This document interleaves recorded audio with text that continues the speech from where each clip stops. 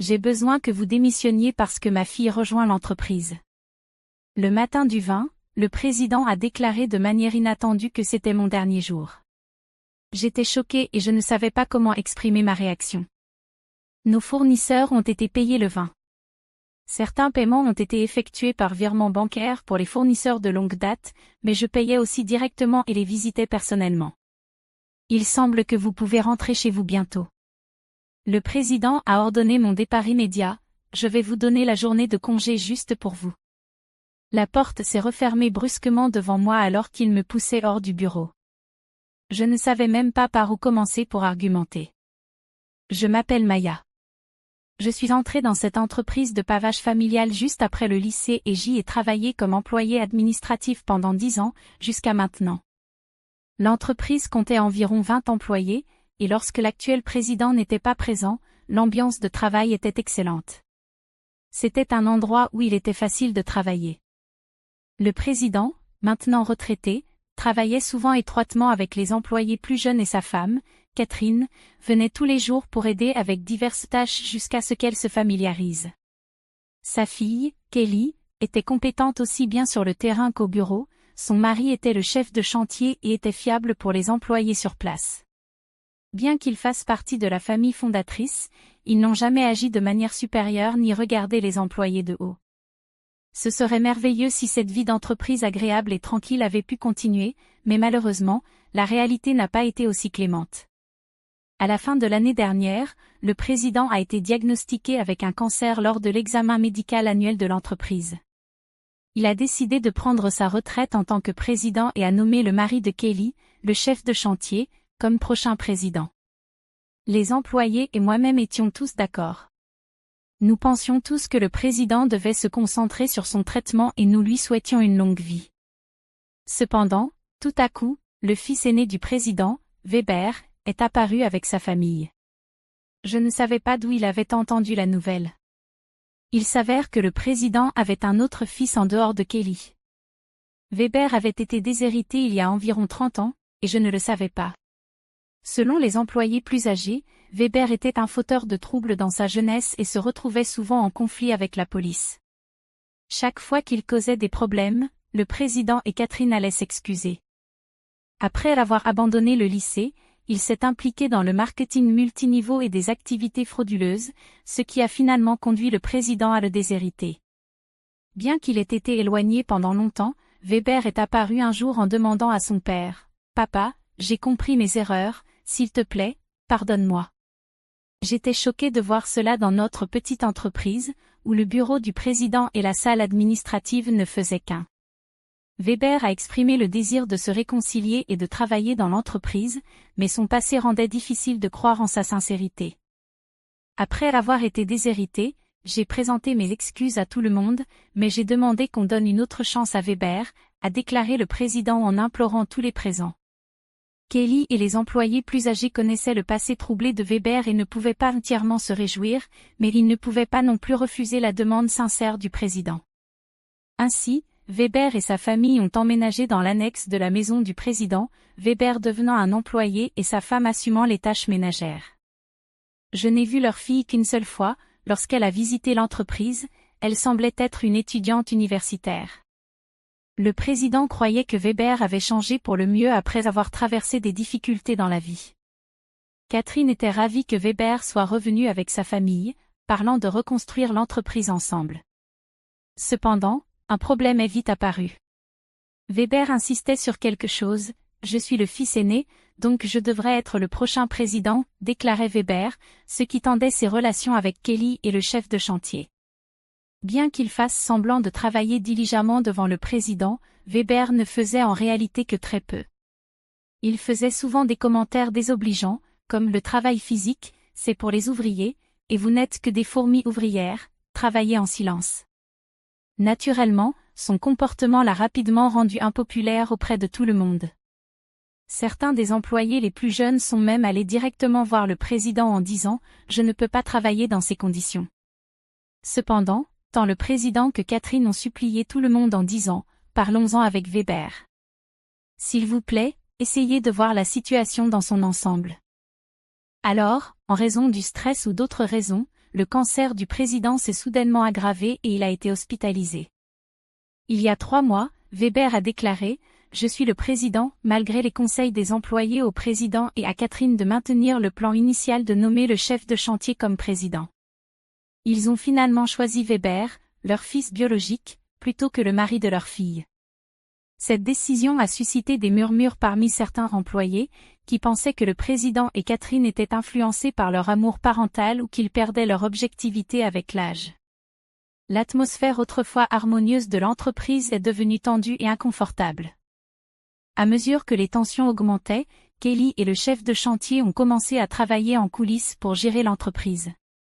Cela m'a laissé seule à gérer toutes les tâches administratives, alors qu'avant, Catherine, Kelly et moi partagions la charge de travail.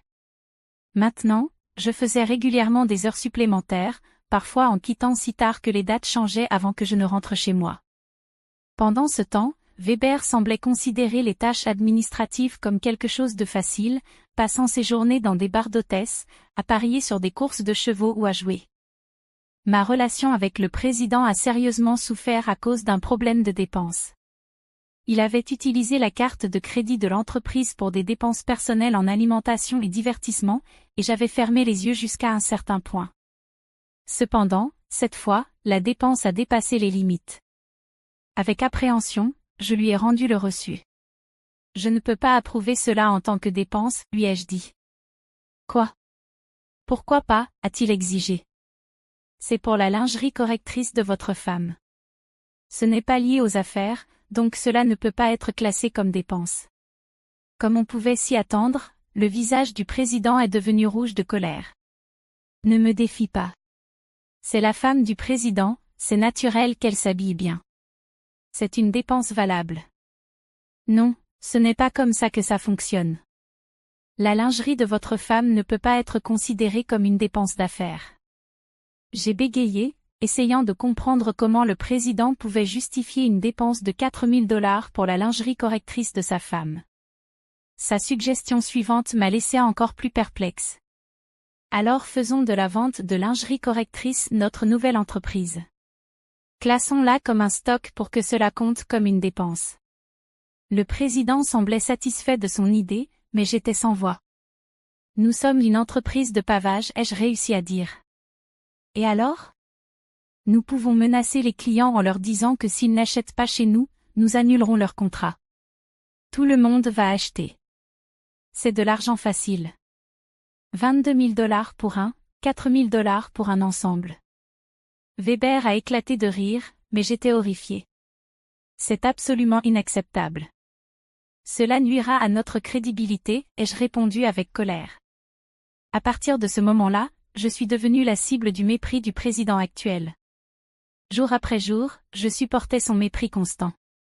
La situation est devenue si difficile que j'ai envisagé de démissionner à plusieurs reprises. Cependant, j'ai continué à supporter et à travailler, motivé par ma loyauté envers le président, qui m'avait toujours soutenu, et par ma préoccupation pour l'équipe, qui aurait des difficultés si je partais. La vérité était que je ne pouvais pas perdre mon emploi subitement. J'ai décidé de tenir bon jusqu'au bon moment pour partir, mais alors, de manière inattendue, j'ai été licenciée. Si je démissionnais brusquement maintenant, cela causerait des problèmes pour nos clients, me suis-je dit. J'ai pris une profonde inspiration, rassemblé mon courage et l'ai affronté. Je ne peux pas faire ça. Je ne peux pas simplement partir sans un préavis et une transmission appropriée. Même votre fille ne serait pas capable de gérer la charge de travail.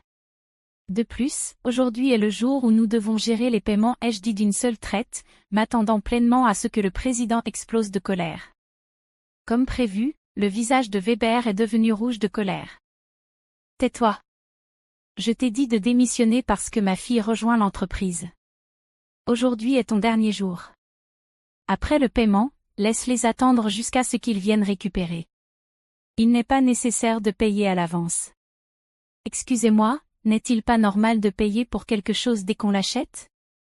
J'étais choquée et j'ai expliqué patiemment, comme si je parlais à un enfant. Mais le président a répondu quelque chose de si irrationnel que je ne pouvais pas croire qu'il était sérieux. Si c'est le cas, menace-les simplement de changer de fournisseur. Dis-leur que nous ne paierons pas cette fois-ci, alors ils doivent nous le donner gratuitement. Quoi? Ce n'est pas quelque chose que nous pouvons faire, n'est-ce pas? J'étais tellement stupéfaite que je n'ai pas trouvé les mots justes pour répondre. Tu es complètement inutile. Ma fille a un diplôme universitaire, elle peut gérer facilement le travail de bureau. En tant que membre de la famille, elle ne remettra pas en question mes dépenses comme tu le fais. Tu parles mais n'agis pas. Nous n'avons pas besoin de quelqu'un comme toi dans notre entreprise. Par maintenant, le président a raillé. Il était clair qu'il avait l'intention que sa fille s'occupe de la comptabilité pour pouvoir justifier ses dépenses personnelles en tant que frais professionnels. Oh, c'est ainsi? Souviens-toi simplement que je ne regrette rien, ai-je répondu. Les mots étaient futiles à ce stade, ma patience s'épuisait. J'ai rapidement rassemblé mes affaires et quitté l'entreprise, ressentant de la peine pour nos clients. J'ai appelé Kelly, bien que je sache que Catherine et Kelly étaient occupées avec le président. C'était urgent. J'ai tout expliqué et confié la suite à Kelly. Après avoir quitté l'entreprise, je me suis retrouvée sans rien à faire. Être licencié sans préavis violait clairement les lois sur les normes de travail. Si je dénonçais cela au bureau des normes de travail, l'entreprise aurait des ennuis. Comme notre entreprise faisait partie du système de paiement des petites et moyennes entreprises, je pouvais réclamer mon indemnité et un mois de salaire. Ce système soutient les petites et moyennes entreprises qui ne peuvent pas se permettre l'indemnité par elles-mêmes. Je n'avais pas besoin de me presser, car je pouvais faire ma demande dans les 5 ans suivant ma date de retraite, et le bureau des normes de travail avait un délai de prescription de 2 ans. Avec mes habitudes professionnelles, j'ai planifié les procédures nécessaires et le calendrier pour ma retraite. J'ai décidé que je pouvais me détendre pendant au moins une semaine. Dernièrement, j'avais travaillé des heures supplémentaires et les week-ends sans arrêt, sans avoir de temps pour moi à la maison. Il y avait beaucoup d'endroits que je voulais visiter une fois installé, alors j'ai choisi de faire une excursion d'une journée à la plage pour une pause revigorante. Après m'être amusé à la plage, j'ai vérifié mon téléphone dans le vestiaire et j'ai trouvé plusieurs appels en absence, des emails et des messages vocaux. Parmi eux, l'email de Kelly a attiré mon attention. Il disait que le processus de paiement s'était déroulé sans problème et que tout était en ordre. J'ai ressenti un soulagement, malgré le licenciement brutal par le président. Je ne pouvais pas me débarrasser de la culpabilité d'avoir quitté mon emploi sous le coup de la colère. Ensuite, j'ai écouté le message vocal de l'entreprise. C'était la voix apeurée du président actuel qui disait « Eh, qu'est-ce qui se passe? On dit que je ne suis pas le véritable président. Tu le savais? Explique-toi. » Après avoir ri de sa réalisation, j'ai continué à vérifier mes emails et messages vocaux. Parmi eux, il y avait un message du président, alors je me suis immédiatement rendue à l'hôpital. En arrivant dans la chambre d'hôpital ce soir-là, j'ai trouvé Catherine, la femme du président, déjà présente. Dès que le président m'a vue, il m'a salué depuis son lit. « Maya, je suis vraiment désolée pour mon fils idiot. »« Et, qu'est-ce qui se passe? »« Je ne suis pas le président officiel, explique-toi, » a crié Weber avec arrogance, manifestement sans comprendre la situation. Le président l'a rapidement fait taire d'un ordre ferme, « Tais-toi. » Il s'est avéré que juste après que j'ai appelé Kelly, elle a immédiatement informé le président et Catherine. En apprenant la nouvelle, le président a immédiatement contacté Weber, qui agissait en tant que président, et lui a demandé « Tu ne sais vraiment rien? Alors, quelle est la vérité ?» J'ai expliqué calmement au président, qui continuait à crier, confus, « Weber, tu n'avais aucune autorité légale.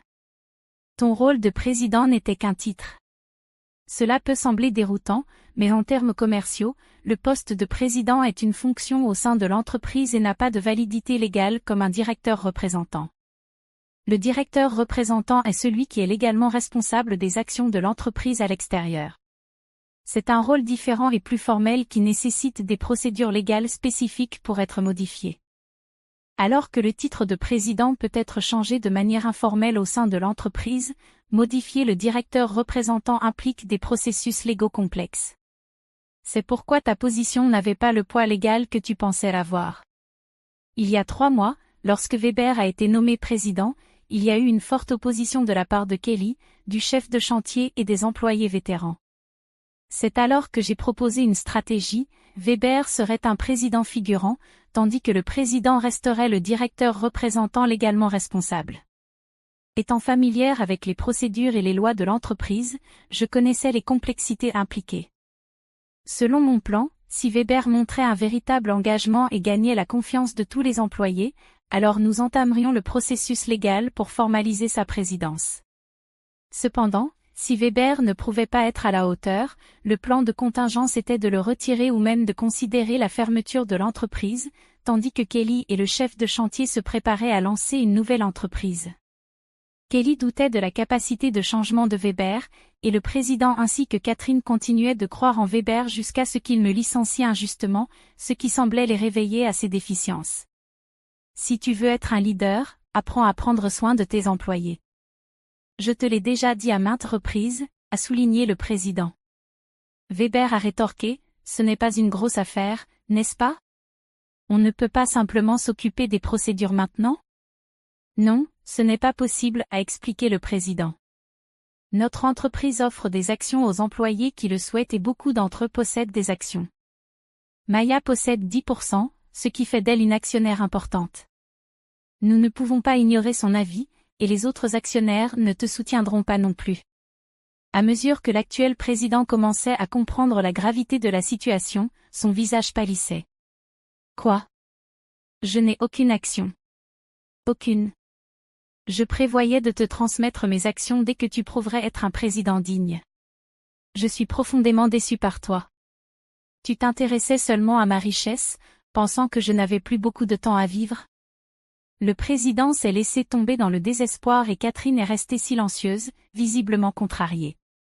Défiant, Weber a répondu, « Eh bien, je suis le fils aîné. Quel est le problème à revendiquer ce qui me revient de droit? L'entreprise m'appartient. Je ne peux plus te pardonner. » Le président assume l'entière responsabilité en tant que directeur représentant de cette entreprise. De plus, je suis actionnaire. J'ai le droit de convoquer une réunion des actionnaires et de proposer ta destitution. Je l'affirme fermement. Le visage du président actuel s'est vidé de toute couleur alors qu'il comprenait l'implication de cette destitution. Tu veux dire que je peux être licencié? Dan, tu n'étais qu'un employé. Weber, Maya a raison.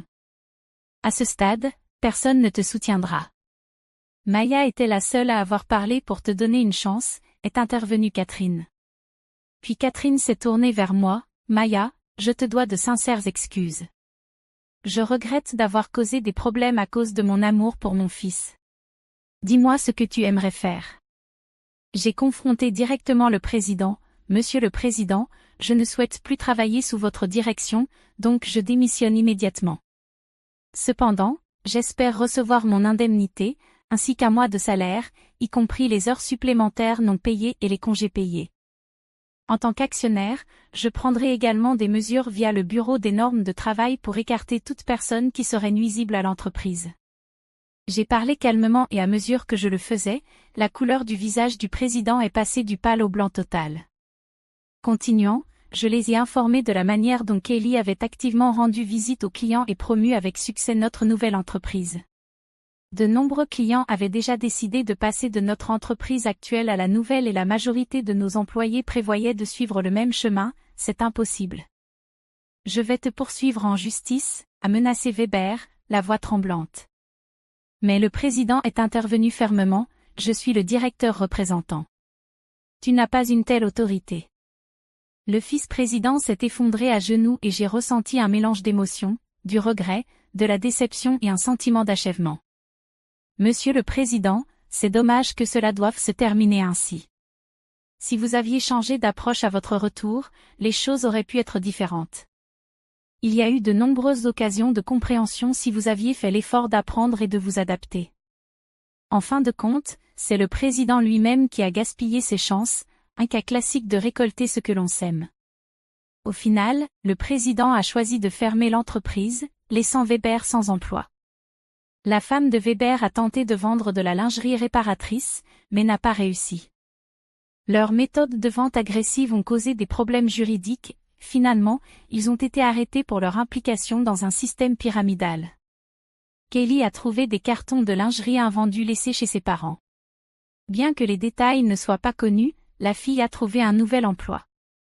Je suis très satisfaite dans la nouvelle entreprise de Kaylee et du chef de chantier. Si vous avez aimé cette histoire, laissez un like et abonnez-vous à notre chaîne. J'apprécie les relations que j'ai avec les autres et j'essaie de vivre une vie authentique chaque jour.